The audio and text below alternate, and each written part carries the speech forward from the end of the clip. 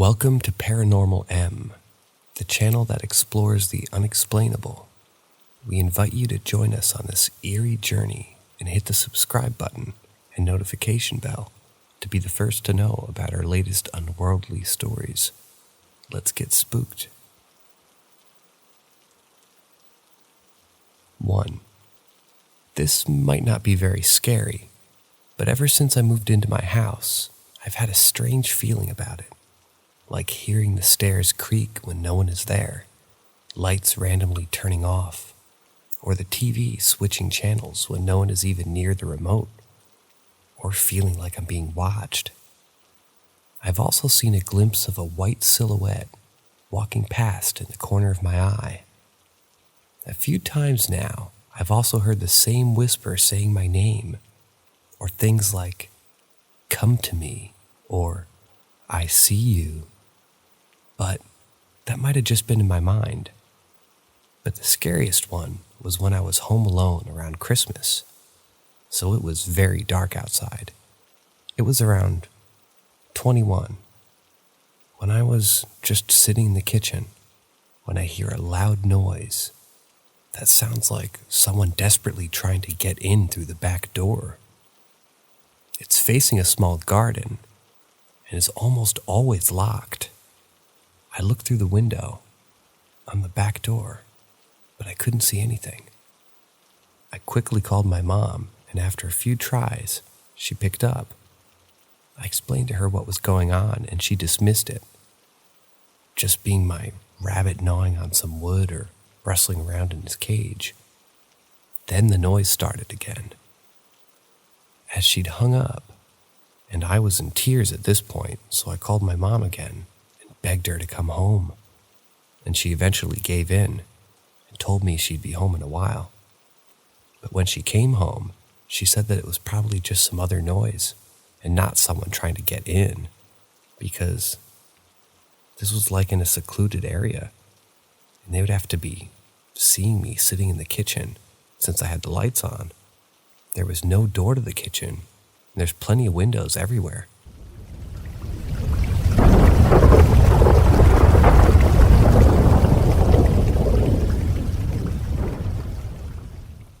I'm not a religious person. I don't believe in higher powers, and I don't believe in ghosts. I do like ghost stories and ghost theories, though, and I love debating them and figuring them out, while trying not to discount what someone else has experienced.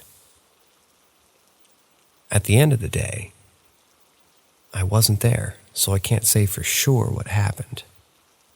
Anyways, long, dark corridors are unsettling. When I was younger, like 6 to 10, I lived in a large house with my parents and my brother. My bedroom was on a corridor that ran the length of the house on the upper floor, with the bathroom on one end and my parents' bedroom on the other end.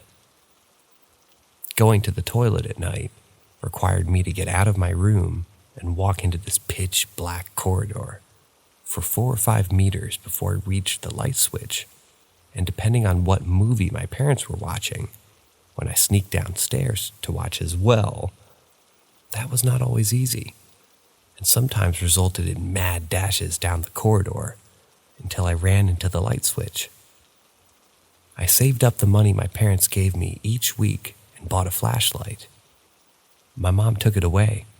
My dad realized what was going on and put one of those lights you plug into the socket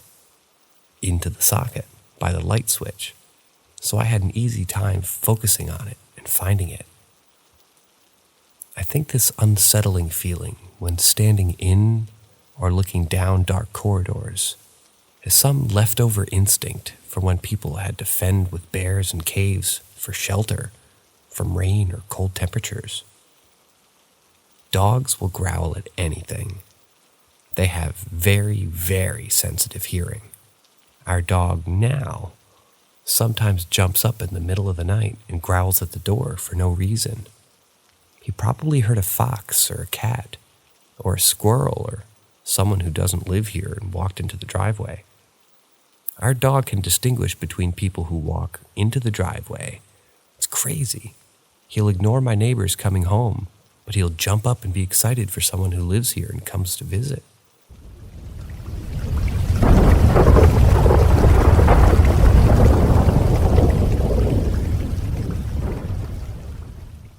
Not too crazy, but it's definitely made me believe in ghosts now. When I was around 13 or so, we were getting ready to move, so a majority of my room was empty except a few posters and pictures hanging up. And I just slept on an air mattress in my room. Fast forward to the night before, the day we were going to move. I wasn't really able to sleep at all. I was feeling kind of sick and squeamish, so I kind of just laid in bed and looked around my empty room.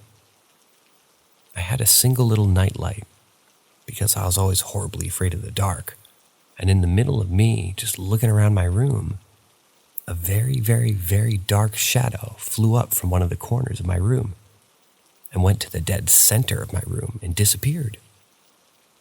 And all of a sudden, the pictures fell, and my poster hung with thumbtacks in all four corners fell down at the same time as my nightlight went out. I really can't explain how it happened, but it made me a believer for the past decade now.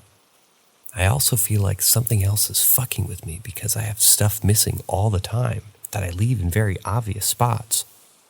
For example, I'll go to the bathroom and toss my phone on the bed, come back from the bathroom, and my phone is missing and will somehow be on my desk again. Same with food.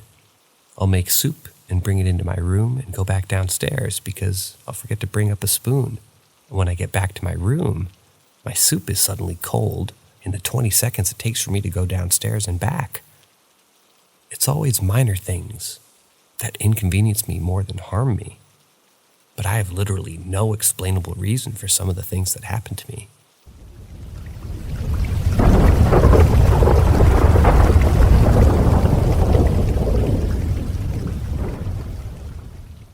Law of belief. The law of many names, I suppose. Take, for example, the law of attraction, or the prevalence of magical practice. Both groups claim to be able to get you what you want. Many people have told me this works. So why does it work?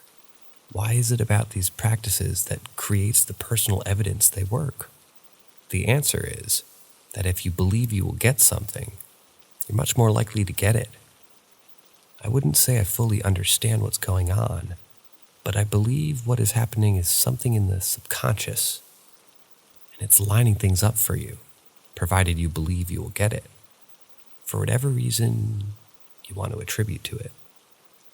The next piece of evidence I want to present is the placebo effect and how science is done. The placebo effect is the medical effect of someone who is told they're receiving medication, but are in fact receiving a sugar pill in place of the medication. Now, this is entirely a product of a person's belief they're taking a medicine, as far as I can tell. The other thing that science understands well is the influence of beliefs on studies. The double-blind study is done specifically because the beliefs of an individual can affect the study in a way that produces incorrect data. So belief has an effect on your interpretation of reality. Not to detract from the placebo effect part, there are objective studies that still say it leads to better outcomes. What's interesting here is that the general law of belief has wider implications. I've suffered from hallucinations for a number of years, and I was only able to manipulate them through close control of my beliefs about them, or what they would become in the future. What's interesting is that with this proclivity to hallucinate and control hallucinations, I am able to manipulate my own senses to some degree. Where it's most useful is getting rid of pain, emotional or physical, or creating feelings of pleasure, achieved through a sort of self-hypnosis that's worked for me before, simply counting back from 10 and imagining a certain effect slowly happening and happening to a larger degree, more each second. These discoveries remind me of the Christian idea of the power of faith. because it is also the power to believe in general, not just religious beliefs. They may just be helpful as a placebo, though. In theory, if you believe a deity is healing you, the more theoretical side of me says, though, it's possible we have tapped into the potential of the placebo, mostly due to a cognitive loop that has the potential to enhance the effect. Much like my self-hypnosis technique, where effects are stacked through the belief that the effect is becoming greater than it previously was, I'm not sure you can test that with pills, though. Seems to work with cognitive effects of belief, though. The alteration of perception of reality. I hope you have a good day. This was more of a vent post than I initially let on. I suppose you can sue me.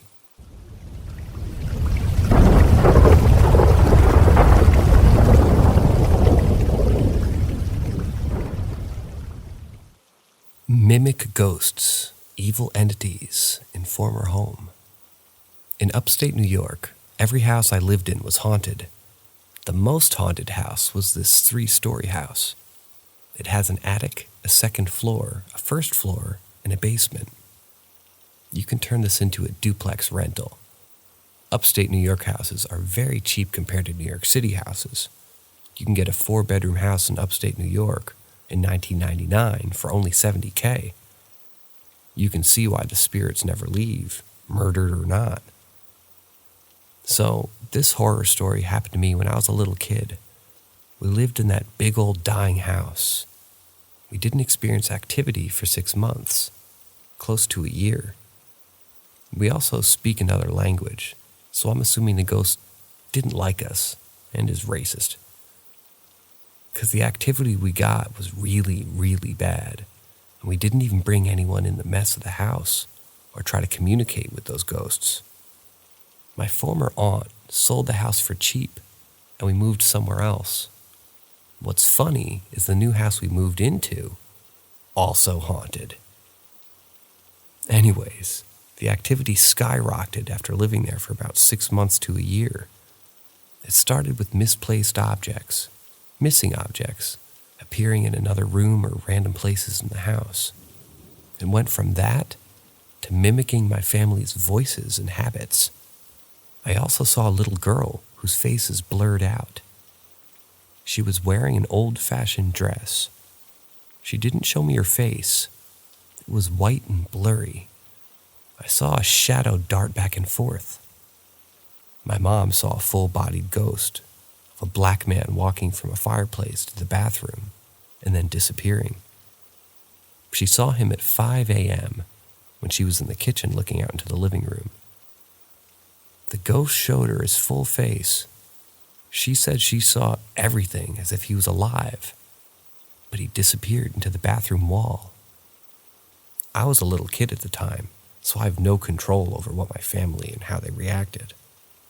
If I still lived in New York, I would have looked up the history of that house. It's too late now. The ghosts went from showing themselves to mimicking. The mimicking was the creepiest and scariest memory I had. I was 10 years old, and I remember coming home from school. I was alone upstairs. The dog's always downstairs at the time. The ghost watched my route and knew when I came home from school. Right when I went inside my room to change, I began to hear dogs whining and barking in the upstairs living room. I walked out to go look for the dogs. I saw nothing. I went back to my room. I heard the dogs barking and whining again in the living room. I came to the living room to look for them again and saw nothing. This ghost messed with me for about a week until I got sick and tired of it. I came home from school and I closed my door. I began to hear the dogs barking and whining again. This time, I ignored it. I got more frustrated. It kept mimicking the dogs barking and whining, like it escalated louder and louder. I never came out of my room. I kept the door shut. All of a sudden, everything went dead quiet. It grew silent. It never tried to mess with me again, but it went on to mimic all of my family's voices. Everyone in my family all saw something. and heard other family members' voices calling out to them. We would ask each other, "Why did you call me?" And each time we would respond to one another saying, "No, I didn't call you at all." My brother heard me talking and calling out his name from my room, and I was at school at the time. He was home sick. He told me about it. He said he heard me talking in my room, and he went in to check and no one was there. My mom also had a dream that one of the ghosts was telling her they don't like us talking in an Asian language. She confessed years later after we moved out. For some reason, the ghosts only appear to her. I only see shadows and blurry faces and hearing mimic voices. She saw the whole face and even have dreams. This time it wasn't a black man. She said she had a dream she saw a white man came to her and told her in an English accent, "He doesn't like us talking in an Asian language. He doesn't understand what we're saying." Only me and my brother speak both languages. We always speak in English, so the ghost was able to understand. It was crazy, and it got worse and worse until we moved. We began to hear footsteps walking in the attic and around the house at night. The TV would turn on and off by itself. Doors open and close by themselves. There's a door upstairs that would not close no matter what. You close it and the next day it's wide open. This was back in the 90s, so my family never thought to buy cameras or see why the doors kept opening by themselves. It got worse to the point where each family member was being haunted by a specific ghost. My aunt kept seeing the ghost of this woman that had a routine. She would see this woman walk past her bedroom door. She followed the woman to the top of the stairs and saw the woman walk back downstairs, and all of a sudden just disappeared. She would see the ghost woman walk from downstairs to upstairs. I have a feeling that this ghost that keeps opening the door in the back, I'm assuming she might have been killed while she was in that house. She doesn't know that she's dead. I also had a dream about the same little girl I saw before. At that time, I was only 10 years old. I think that girl wanted to be friends. My brother had stolen one of my toys. I was crying and looking for it. I had a dream where the little girl in an old-fashioned dress with a blurred face came out and talked to me. She showed me where the toy was hidden. I woke up and went to the side of my grandma's bed, and there was my toy, hidden in the crack between the bed. The little girl is a good spirit, but the rest of the spirits were getting worse. I had a feeling that if we didn't leave that house, everyone in the family would die one by one. I think the ghost was angry because we split the house up and turned it into a duplex. We also rearranged everything in the house and threw away all the creepy old dresses and clothes that were found in the attic.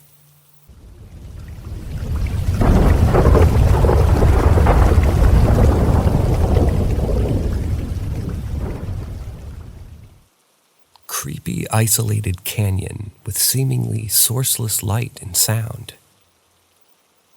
This happened in the American Southwest to my parents while on vacation. They stopped at a spot along the travel route to get some food and got talking to a young local who worked there. He told them about a box canyon and that it was on the way to their next stop.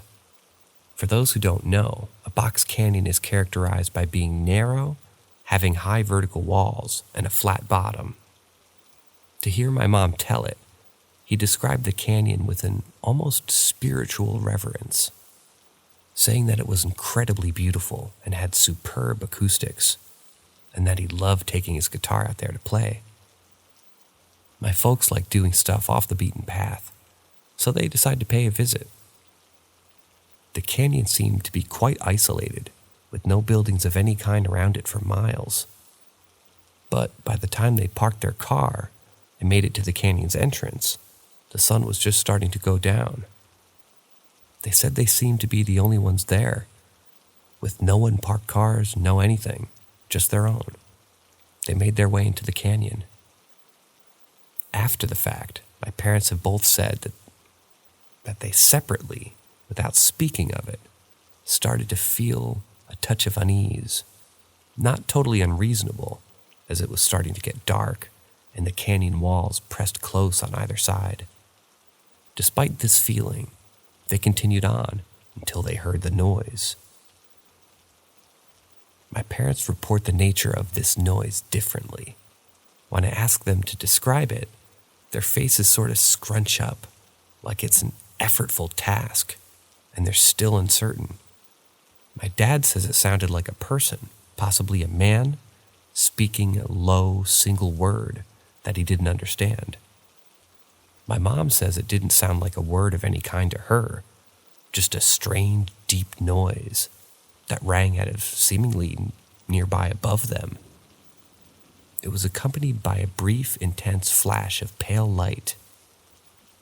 Neither of them knew what it was or where previously it had come from, but they both were immediately filled with dread and an overwhelming desperation to get the hell out of the canyon. They turned around and booked it back to their car. As they exited the dark, close space of the canyon, my mom describes feeling certain there was something chasing them, and thinking that once they got to their car, they would find it sabotaged. That, thankfully, was not the case, and they were able to get in and speed away down the empty road. My mom said she didn't feel safe until they'd been driving for a while, still having that panicked but totally unsupported notion that they were being pursued. When they eventually spoke of it to one another, they weren't able to make any real sense out of what had happened. Neither of them really has a theory. This is probably pretty dull as far as spooky experiences go, but neither of my parents have a history of weird encounters or of telling tall tales. And so, it strikes me to see them both get re-creeped out by the mere memory of this incident.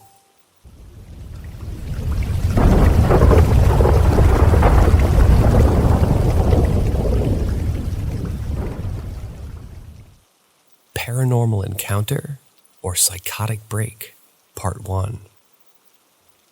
In 2005, I left active duty military with my wife, and we moved into my grandparents' house. They had both been dead for several years, and my mom had been renting the house. My wife and I were young and didn't have much money, especially when I left the military. I lost my only income. So my mom invited us to move into my own grandparents' house to live rent-free while we got settled into the area, prepared to buy our own house. For the first month or so, it was just normal life. Nothing crazy was happening.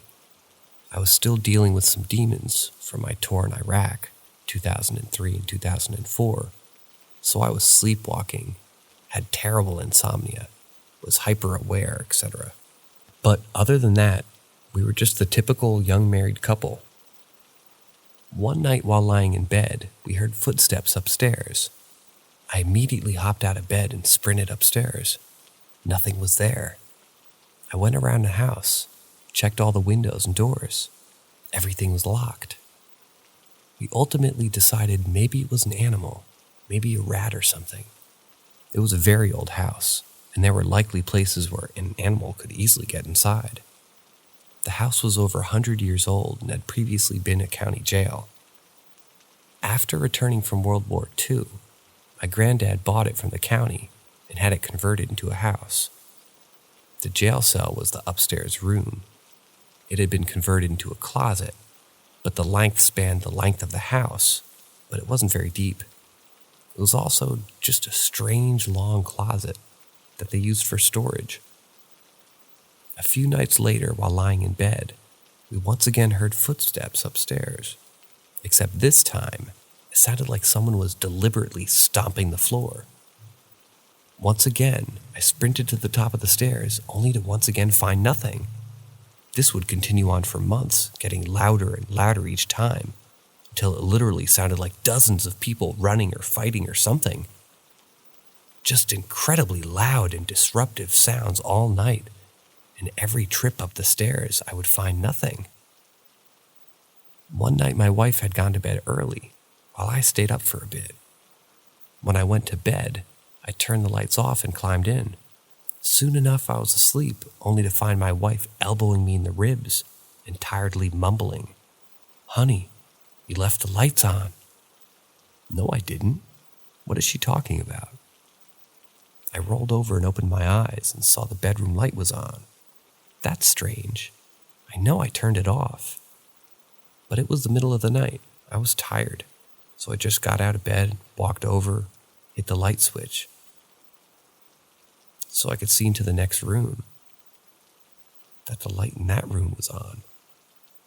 I never turned that light on at all, I thought to myself.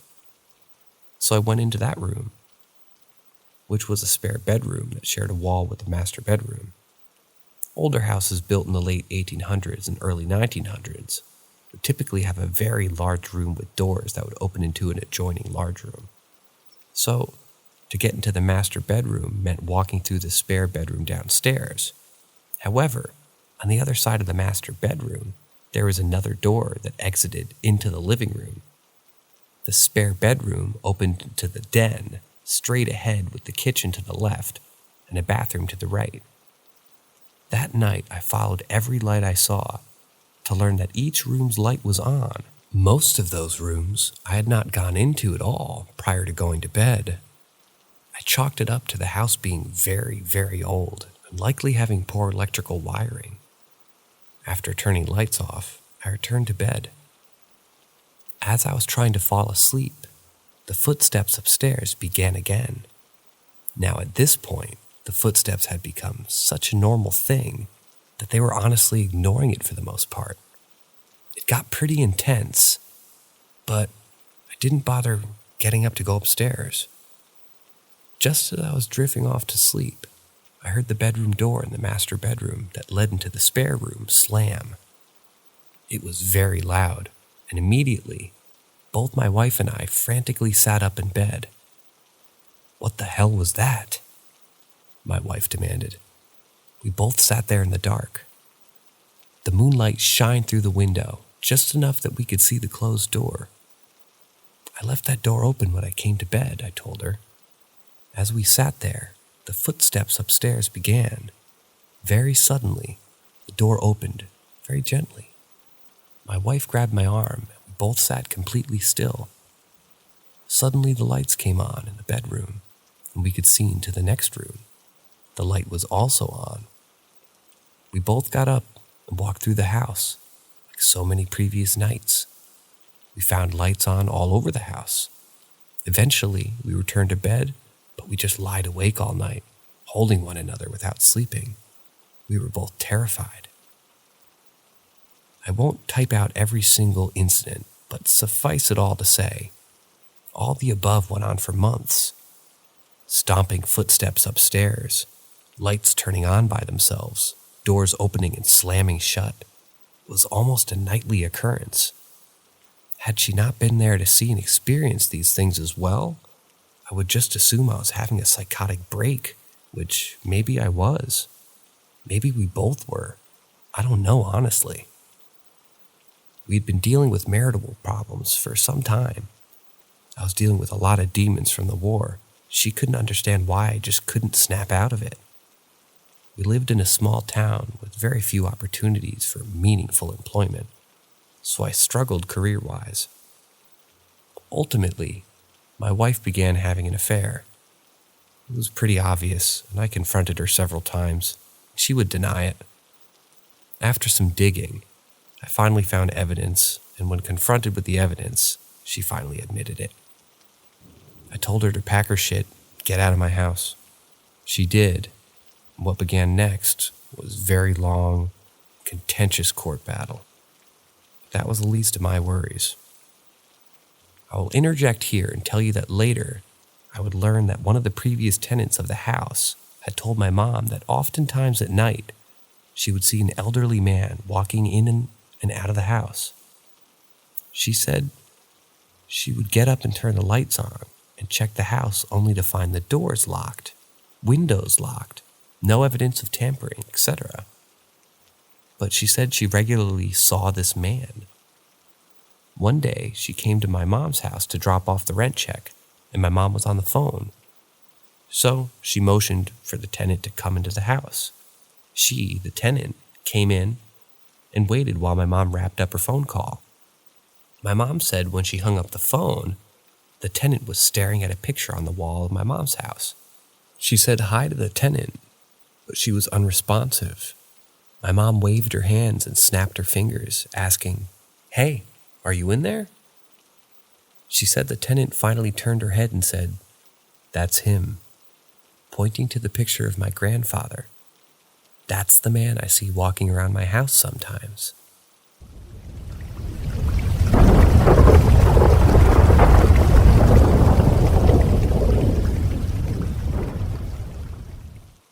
Paranormal Encounter or Psychotic Break, Part 2. Now that my wife had left, I was alone in the house. The footsteps, the lights, the doors, it had ratcheted up severely. There were nights the noise from upstairs got so loud it was deafening. I would sit in bed and watch while the bedroom door slammed and opened, slammed and opened, slammed and opened, over and over again, all night. Lights would turn off and on all night. If I turned a light off, it would almost instantly turn back on.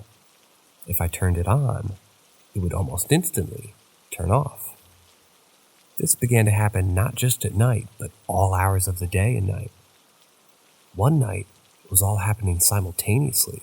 The pressure was building inside of me as it got louder and louder, and the lights rapidly turned on and off, and doors slammed violently throughout the house.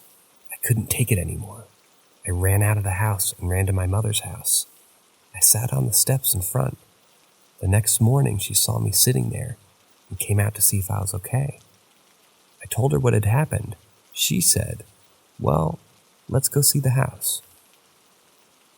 When I ran out of the house, I didn't bother closing the front door. When my mom and I arrived, the front door was closed and locked.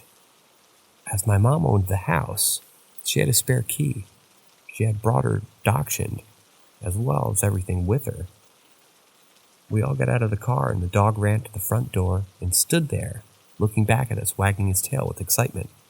When we reached the door, my mom unlocked it and the dog ran inside. He ran through the den to the door at the bottom of the stairs. The layout of the house was such that the main exterior door led into the den. At the rear of the den was a wall with 2 doors. On the other side of the wall, behind one door, was the spare bedroom, with the lead to the master bedroom. If you were to walk through that door into the spare room, to the right was another door. To go through that door would mean you were behind the other door on the rear wall in the den. That spot was also the base of the stairs. The dog ran to the rear wall of the den, to the door that opened to the stairs. He barked very excitedly. My mom and I walked over to the door and opened it. The little dachshund ran about 3 or 4 stairs and suddenly stopped. He stood completely still for a few seconds. Then he started barking his little head off. He barked ferocious as a dachshund can, as he backed down the stairs. He wouldn't stop barking. My mom picked him up and he began walking up the stairs, but he instantly began squirming and fighting to let her down. She finally put him down, and he ran back to the door that he came in through, and he waited. He wouldn't move until the doors opened, and then he bolted for the car. After a few weeks, the events in the house had gotten so out of control, it was pretty much round the clock with no break. Mentally, I had broken. Between the war, my wife's affair, and my subsequent divorce with all the unexplained things going on in the house, I was just broken. I reached a place where I wasn't necessarily suicidal, but I definitely didn't care if I lived any longer. I began abusing prescription pills such as Valium and Xanax. I was also drinking a lot. One night, sitting in the living room, the upstairs noise was very loud. I had had enough. I marched upstairs and loudly announced, "I am no longer afraid of you, whatever you are. If you're not here to kill me, get on with it. If you're here to scare me, I'm no longer afraid, so fuck off." I then sat on the floor upstairs where I remained all night. I didn't sleep at all. I just sat all night. While sitting there, The hairs on the back of my neck stood up much of the night. I had this overwhelming feeling that I was being watched, but I was mentally exhausted. I would see things in my peripheral vision, only to turn and nothing would be there. The next day, I finally went back downstairs. Everything felt different the following day. It's hard to describe, but basically it felt lighter. It was as if something had been hanging on my shoulders, and it was suddenly lifted. There seems to be less visual darkness. It was strange. A week passed and nothing happened. No noise upstairs. No lights turning on and off. No slamming doors. I started to think that my challenge to whatever this thing was had worked. One night, I was sitting in the den watching television when the noise from upstairs began. Except this time, it was louder than it had ever been. It sounded like gunfire and explosions and stampeding bowls, all rolled into one gnarly sound coming from upstairs in this house. Despite what I had said a few weeks earlier about not being afraid, was now out the window. I was terrified. I had this unbelievable sense of sheer terror. I tend to stand up and go to the door at the bottom of the stairs, but I couldn't move. I tried to move my arms, my legs, nothing. I couldn't even turn my head. All I could do was turn my eyes in the direction of the door. The sound began to move down the stairs. While the door was closed and I couldn't see, I could hear very well. It sounded like an entire football team of large men stomping their way down the hardwood stairs. Whatever was moving down those stairs was doing so violently and quickly. The door then began to shake as if it was caught between someone trying to force it open and someone else trying to keep it closed. It would just, maybe an inch or so, then slam shut. Whatever is on the opposite of that door was trying its best to get into the den where I was. Something seemingly was on the other side, where I was keeping the door closed though. Couldn't see anything. Still unable to move, I strained my eyes to watch what was happening. Finally the door opened. What I saw was something to this day I don't understand.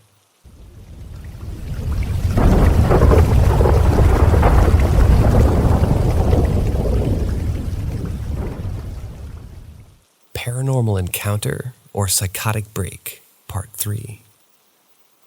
An entity, a being like a human, but with no human features, emerged from the doorway. This thing seemed to have limbs that violently flailed in all directions. The limbs flailed so fast and so violently that it was a blur.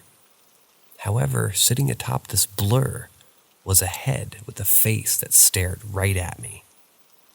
The head looked like a human head, with a very pale white skin that looked leathery. There were tubes protruding from its head, and the face of this thing, not like surgical tubes, but tubes that were static and seemed to be a normal part of this thing's body.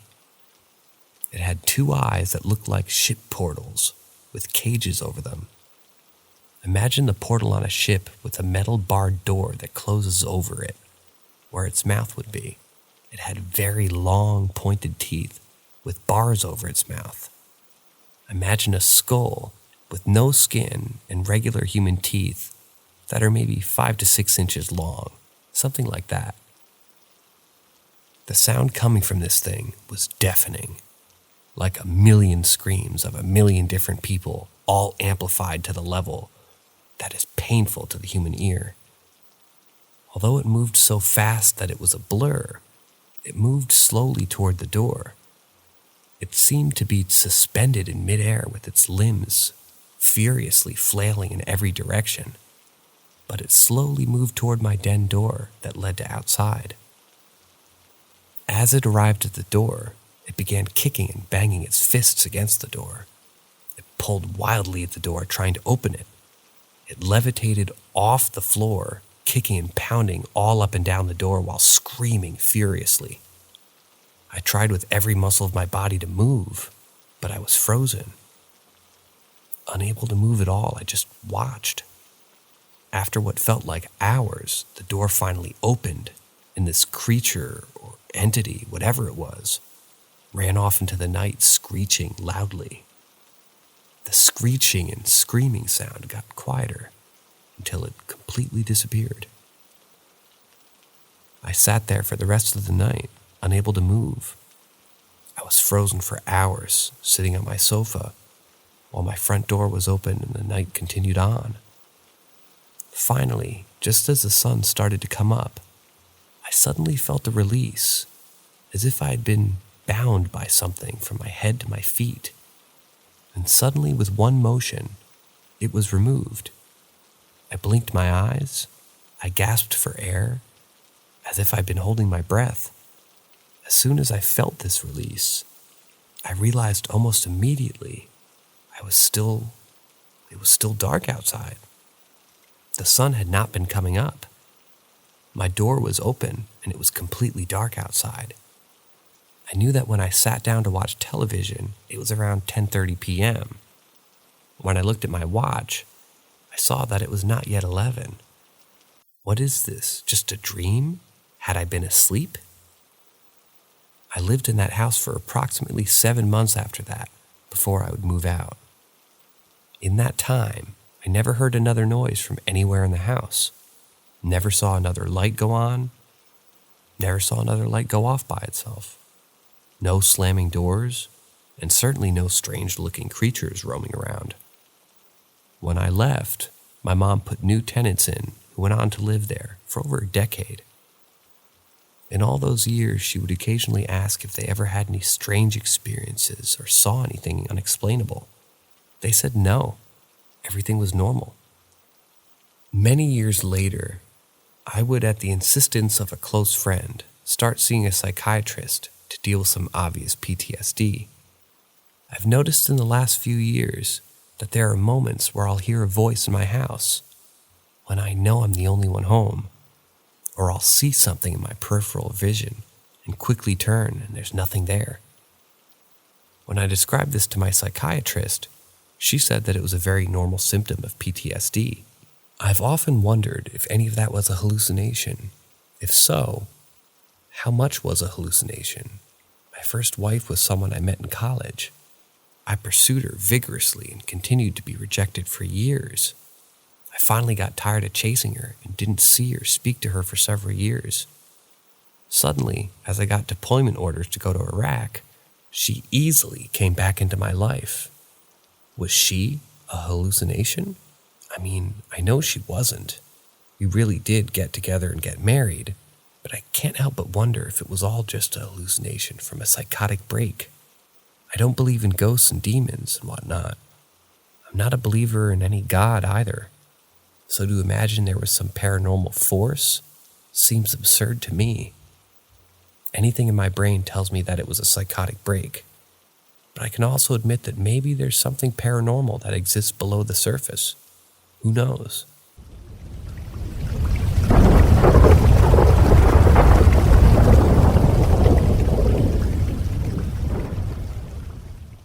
When I was about 7 years old, in 1997, we visited family in Amarillo, Texas.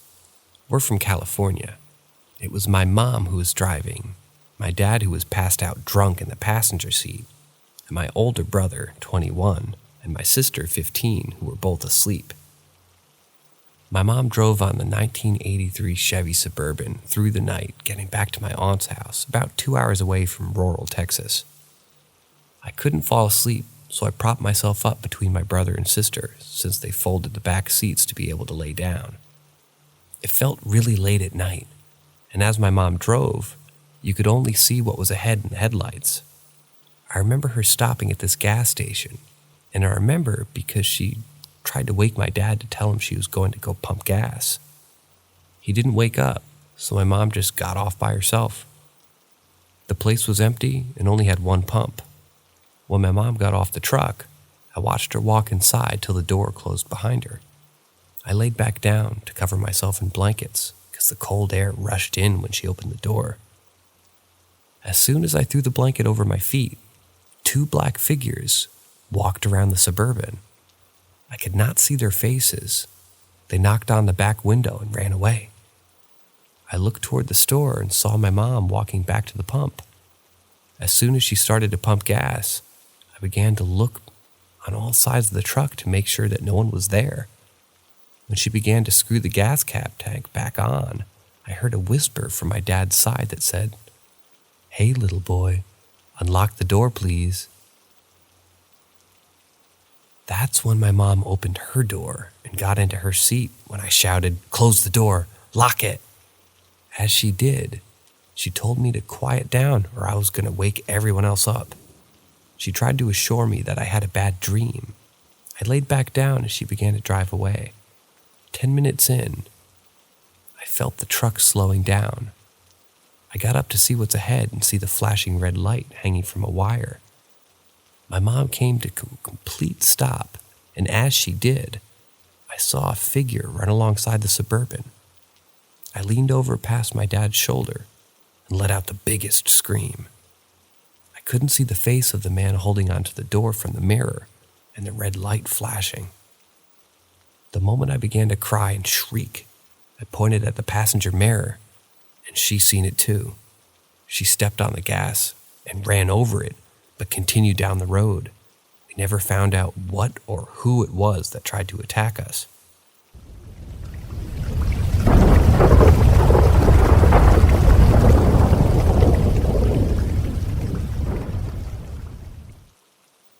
I'm a 20-year-old female who lives alone in an apartment. I live in a fairly large town or small city of around 50,000 people. The apartment I lived in for only 4 months was the source of much trouble and police reports. But only now do I realize how much my life was actually in danger. This apartment is motel style, meaning anyone can walk right up to the only door. My apartment had a bedroom on one side of the door and a living room on the other. So, from left to right was my bedroom window, my door, then 2 windows in the living room.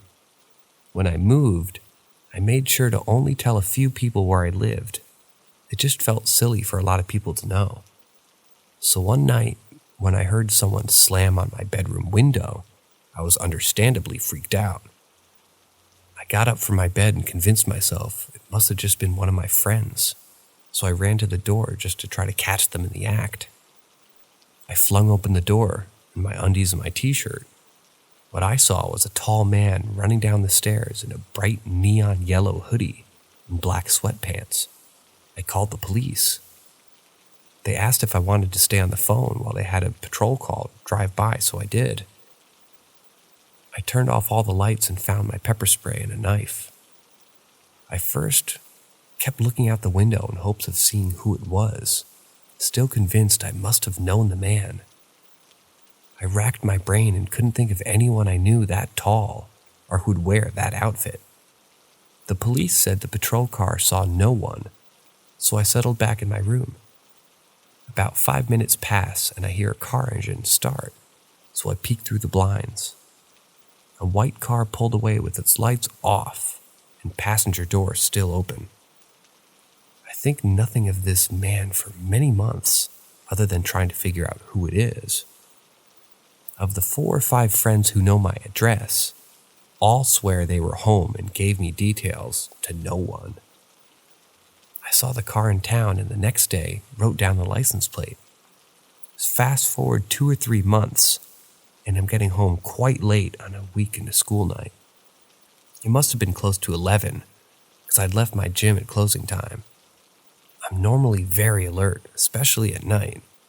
While driving, I'm one of those paranoid women who get into their car, lock the door, and speed off without even buckling my seatbelt or turning on the headlight sometimes.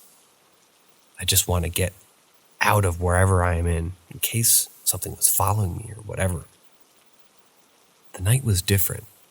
I was tired, and it was summer. So I threw open my driver's side door after parking in front of my apartment. The interior lights came on and illuminated the car so I could grab my bags. I had a backpack in the back seat, so rather than getting out and opening the back door, I turned around to grab it. When I turned back around, a tall man with his hood up was walking past my car. He wasn't there when I pulled in. He was not a tenant in my complex. I freaked out a bit and decided to leave my bags and instead made a beeline for the front door. I was settled in my bed, about to fall asleep with all the lights off, to save my laptop next. I half expected my boyfriend to come over, so I left the door unlocked in case it was late. Before my eyes closed for the final time, I peered towards the window. The slot blinds were down, but I saw the shadow of a large man on the other side. Then I heard that loud bang again on the window. I grabbed my phone and pepper spray and knife, now in my nightstand, and huddled under the window. I pulled my comforter over my head and thought about the best place to hide. Surely he couldn't see me crouched under the window with the blinds closed, but I was feeling uneasy, and having the kitchen and all my knives between the front door and my bedroom, I crawled over to the kitchen when I dialed 911. They remembered me and asked for a description of the man, which I could not give. They asked if I saw him right now, so I peeked around the wall and saw him. Now he was in my living room window, where the windows were totally bare, no blinds or curtains. He saw me see him. He's just standing there. But after making sure he knew that he saw me, he walked down the stairs. I was hoping that was the last of him. So, after a couple minutes of waiting on the police, I looked around the wall again. He stood there, no movement. I couldn't see his face in the shadows, which made it worse. He was faceless and impossibly lanky. I sobbed so quietly that my entire body shook. The cops were there quickly after and said they didn't find anyone suspicious. When they asked if I saw him at any other point during the day, I realized he was the man who walked past my car when I first arrived home. I gave the police a description of the man's clothes again and the car I had seen before. Showed pictures as well. I never heard back from them except for the time to vouch for me when I wanted to get out of my lease 8 months early. I didn't think much of the man until a few weeks ago. I witnessed a bad car accident and had to stay around to give a statement. Every couple of days, I would check the news online to learn more about it. I came across an article about a peeping Tom. This was happening in the complex where I previously lived. He was tall and wore dark pants with a bright hoodie over his head. He had knocked on the bedroom window of my old apartment, where a middle-aged woman now lives. Of course, they didn't name the apartment or the new tenant. I'm obviously speculating they provided details about the neighbors who had made the call. The upstairs of my old building had 5 apartments. 1 was occupied by an older gentleman, 3 by single women, and 1 by a couple. The couple called, so that left the 3 women. There were 2 sides of apartments, and 2 of the women lived in studios with no real bedroom. Calling it a bedroom window in the article makes me believe it was the 1 bed, 1 bath I used to occupy.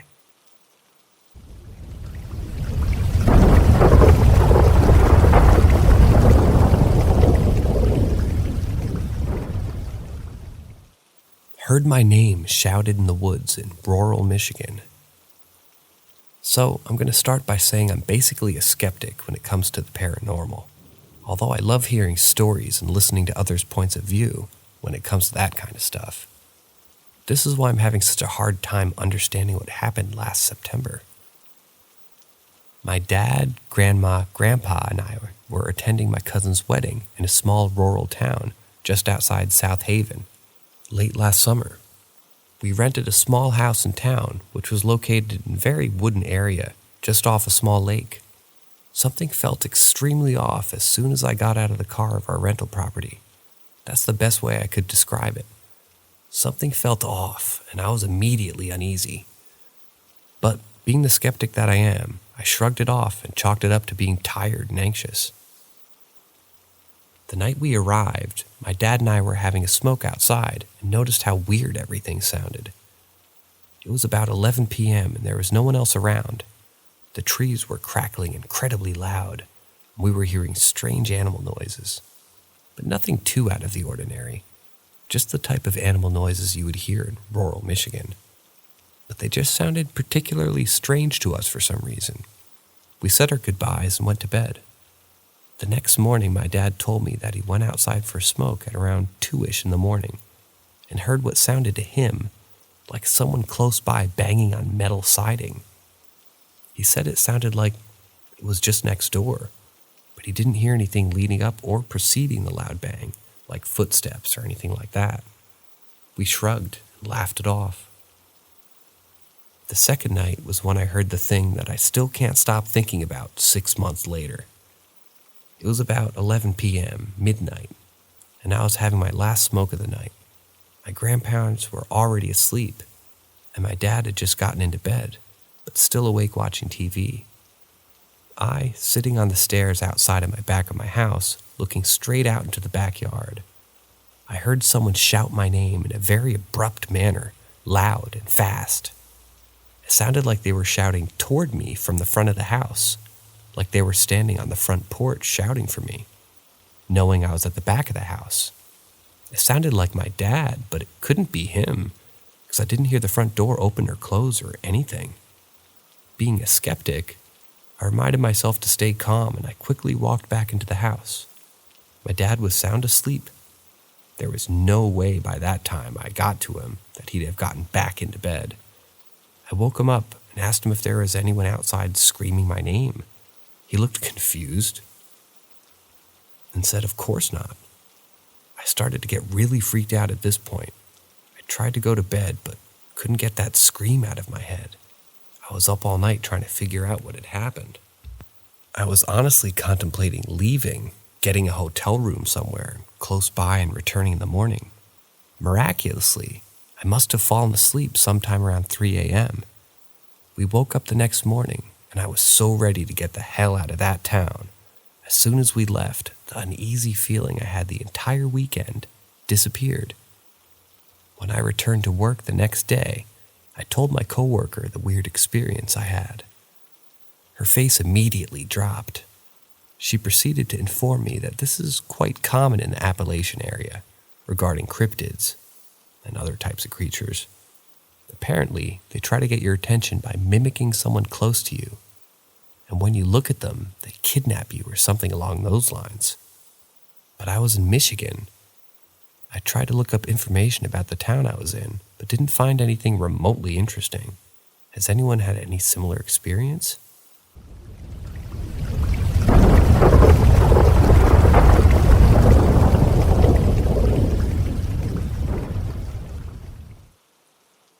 I may have told a brief version of this story before it for Reddit. I'll give all the details anyways. Before my parents were divorced, I would spend a lot of time with them. Especially for my age too. I was around 5 or 6 at this time.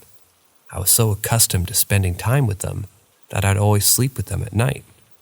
Not because I was scared, I just liked being with my parents. So, at night, my parents turned off all the lights in the house and kept the room doors open. So I wake up one night and discover that the hallway outside my parents' room had the light on. Then after staring at the light for a few seconds, I noticed this shadow run back and forth the right wall. This occurred for about 20 or 30 seconds. At first, I wasn't scared, more or less curious. I really like dinosaurs at this age, still do, and I'm 17. So I liked the shape of the shadow. If I had to give it a more specific shape, I would say the red demon from Insidious matches it rather well. Not the color, just the body shape. Only really, really slim. Anyways, this proceeds to happen throughout my childhood. Every night I would wake up, I stayed awake until the shadow roamed the halls, and then I fell back asleep. Fast forward 5 years, my parents divorced and my sister and I don't have a good relationship. We're always fighting. We were 10 and 12. So one day she decides to pushes me into the basement, which is a concrete room with lots of boxes and broken items, and locks the door while turning the lights off. After banging on the door and begging to come out, I turn around and see the same figure. It's 2 feet away. without a face. It's just the black figure. As I'm having a freak out in my mind, I started to hear noises and voices, very subtle but real. It's looking down on me, and I'm stunned with fear. I cried silently for the 3 hours I stayed in the room with that shadow looking at me until my mother returned home to scold my sister and rescue me from the basement. Every now and again, I see this figure randomly in my head or in school. It obviously scared me. To this day, I'm terrified of the dark, and I have the same emotions whenever I think about it. Even now as I'm typing, I feel unsafe, as if it's still watching me. So there you go, Reddit. My worst fear and experience.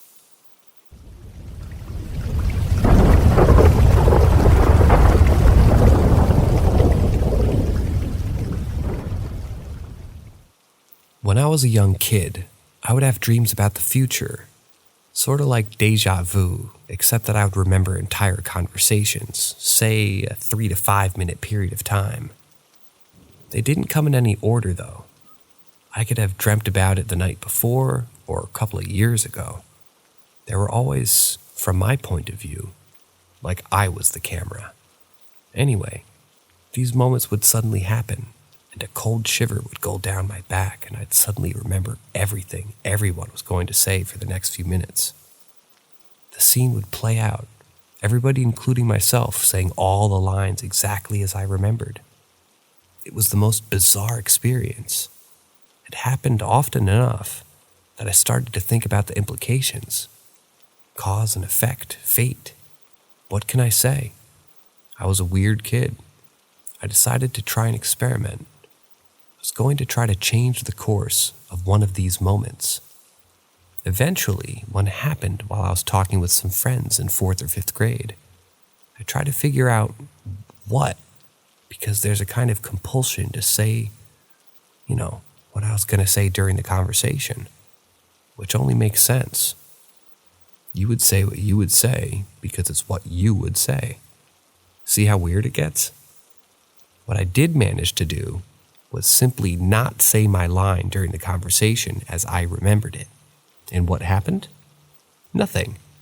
The conversation continued exactly as I remembered it, as if nothing had changed. Now there's all sorts of existential conclusions that can be drawn from this little experiment. What I took away from it was that fate was a real thing and not changeable. I still don't know how I feel about that. When I hit puberty, this gift, or whatever you'd call it, vanished without a trace. And what it was replaced with was chronic depression. Yup, that's right. Cool X-Men power was replaced by a long-lasting mental illness that I'm still taking medication for and still isn't under control at all. 30 years later, fuck you, fate. I still had these remembered moments as I get older.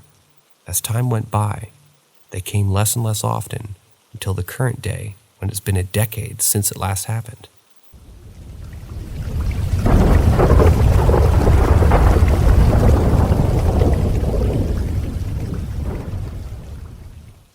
This could be the first scene of a movie, and as the movie goes on, the same thing keeps happening, but with multiple different types of assailants.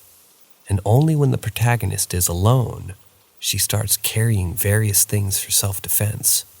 But none of the angry people ever actually attack her physically, just generally terrorize her.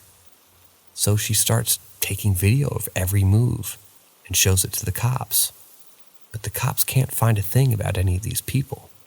It's like they don't exist. They do, though.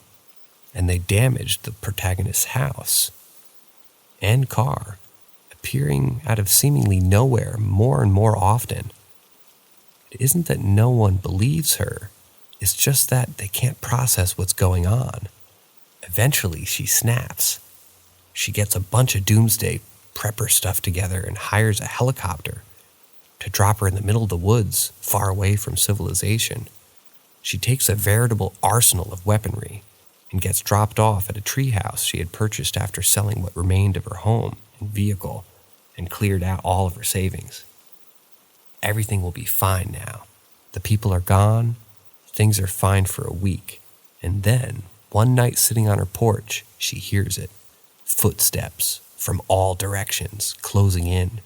In absolute horror and shaking with rage, she looked through her binoculars, and every single one of the people she had encountered is there, as well as many new ones, standing silently encircling the treehouse, grinning like maniacs. She loads her weapons and waits to see what they'll do. They stand there, not moving or doing anything. For days. Finally, she goes berserk and shoots one of them. They all snap into a rage and begin charging the tree, screaming wildly. So she keeps shooting, and they keep coming, from all directions, more and more. Just regular-looking people, but clearly not. After fending off hundreds of them, she runs out of bullets, and with only one person left, it's an old woman who starts laughing, then jumps onto the tree, and is actually climbing it. Shit! But she can't get through the fortifications, can she? No, she just stays on the porch, menacing, doing crazy, creepy, unexpected things, until the protagonist loses her mind completely and opens the door. The old lady strokes her hair, takes her by the hand and says, "You've suffered so much. Now let's go make someone else suffer." In the last scene, the protagonist is doing the same thing she originally experienced, your story, to someone else. The torment